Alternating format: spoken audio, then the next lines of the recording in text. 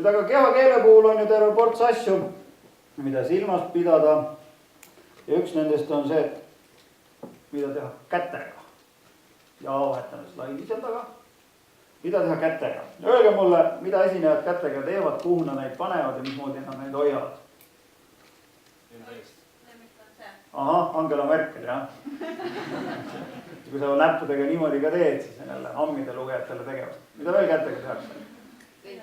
Vehitatakse, tehakse žeste, jah. Ja žestid on head valvata esinemise puhul.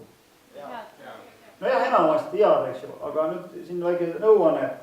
Kui ruum on väike, siis žestid peavad olema väiksed. Kui ruum on suur, siis sa liigud rohkem ja žestid on suuremad.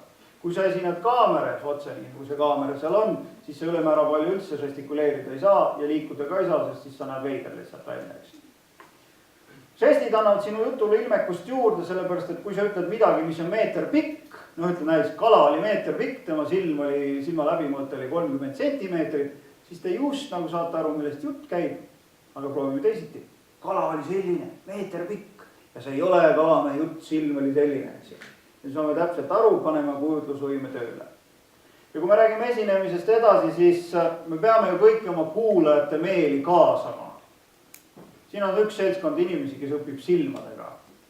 Need on inimesed, kes juhul kui homme peaks eksam olema, te tuletate vastused selliselt, et see oli konspektis sellel lehel, selles lõigus, selles reas. Kas keegi tundis ennast ära? Ja, umbes kolmandik, jah. Mina ei ole selline inimene. Vaata, aga need inimesed, kes õpivad silmadega, nende jaoks on vaja PowerPointil ju olulised kohad välja tuua, teist värvi teha, eks silmadega paremini meeldi. Mina olen teistsugune tüüp, minul peab näitama pilte ja minusugustele tüüpidele peab rääkima ilmekaid lugusid, siis õpin mina eelkõige. Ja siis on veel kolmas grupp inimesi, need on need, kes õpivad eelkõige siis, kui nad midagi praktiliselt teha saavad. Aga mõelgem nüüd tavapärasele esitlusele. Laustekstide slaid, mida sulle ette loetakse. Kas need, kes silmade kaudu õpivad, on teil lihtne sealt õppida? Ei ole. Lugusid ei räägita, ka nemad ei õpi mitte midagi. Nii et sa pead kõiki oma kuulajate meeli kaasama ja žestid on üks võimalus selle. Mida veel kätega tehakse? Käed pannakse taskusse, jah. 2 käed taskus, kas see on hea või mitte, hea mõte või mitte. Meid on ju kasvatatud nii, et käed taskus ei räägita. Ja siit järgmine asi, et kui sa esinema lähete, oma taskud ka tühjaks. Olen näinud kedagi, kes tuleb ajameelselt, paneb käe taskusse ja siis on tal mingid võtmed või mündid või mis tal on. Teate, see on väga veider, vaatage, kui esineja niimoodi teeb. Ma luban teile, et see on veider. Ja siin veel kolin ka käib seda enam. Ja nüüd, kui sul on siin mingi taskurätt või telefon või rahakotid, ma ei tea, mis iganes meil siin kaasa tahab kõik tulla, siis jällegi ammide lugejatel, kui me igavesti need vaatajad mõtlevad, et mis sul siin on. Üks käsi taskus, see on selline nii ja naa olukord. Kui sa ei tea, kuidas publik seda vastu võtab, siis pigem ära tee seda. Aga kui sa näed, et publikul ei ole midagi selle vastu ja see käib võib-olla sinu isikuga väga kenasti kaasas, siis üldjuhul see probleemi nähta.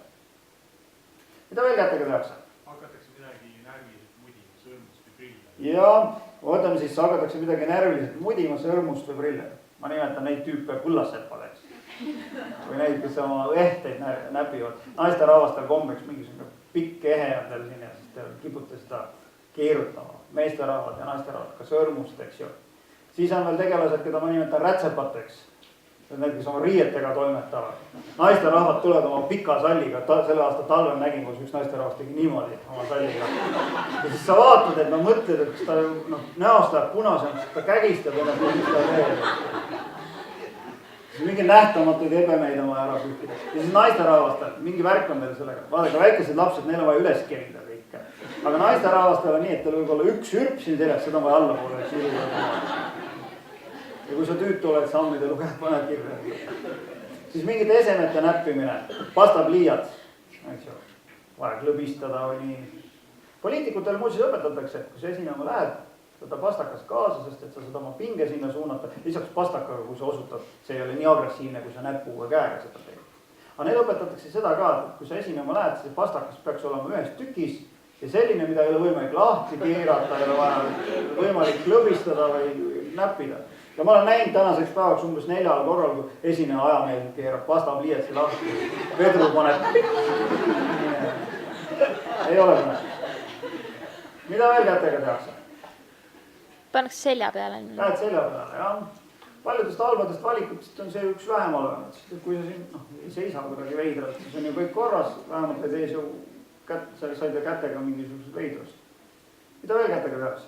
Soengut sätitakse. Soengut sätitakse, jah. Need on siis juuksurid, ma nimetan. Naisterahvad, kui teil on pikad juuksed ja te esinema tulete, siis pange nad patsi. Sest vastasel korral võib tekkida 2 parasiitšesti teil. Üks on selline, kus te võtate kogu aeg seda tukka omal siia kõrva taha ja teine midagi sellist. Sa loed siis paberi pealt maha. Okei, aga mida kätega siis teha võiks või peaks lisaks žestikuleerimisel? Kogu aeg sa ei saa ju žestikuleerida. Kus see puhkeasend võiks olla? Niimoodi, just nimelt, eks ju.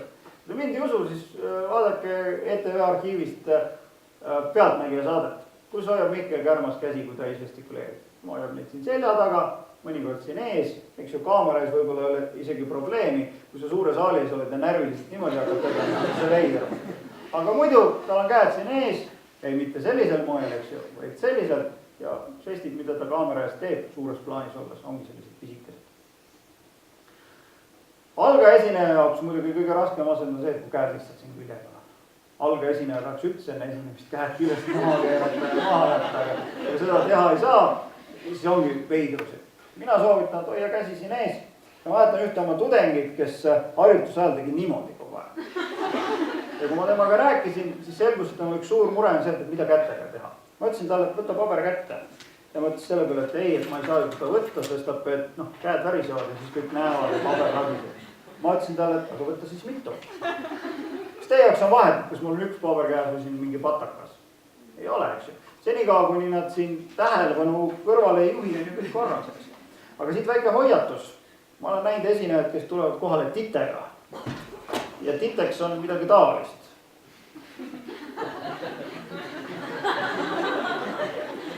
Ja siis mõni laotab selle selliselt lahti ja see on mingi kilone mapp ja sul on siin võib-olla 2 tähte märkmaid. Proovige, terve see pool on pinges. Kui me esinemishirmustele räägime, siis sa pead vaatama, et terve sinu keha peaks olema pingest vaba. Mida rohkem sul lihas pinget on, seda keerulisem on rääkida. Kell on nüüd 14.46. Martin, kas me teeme pausi?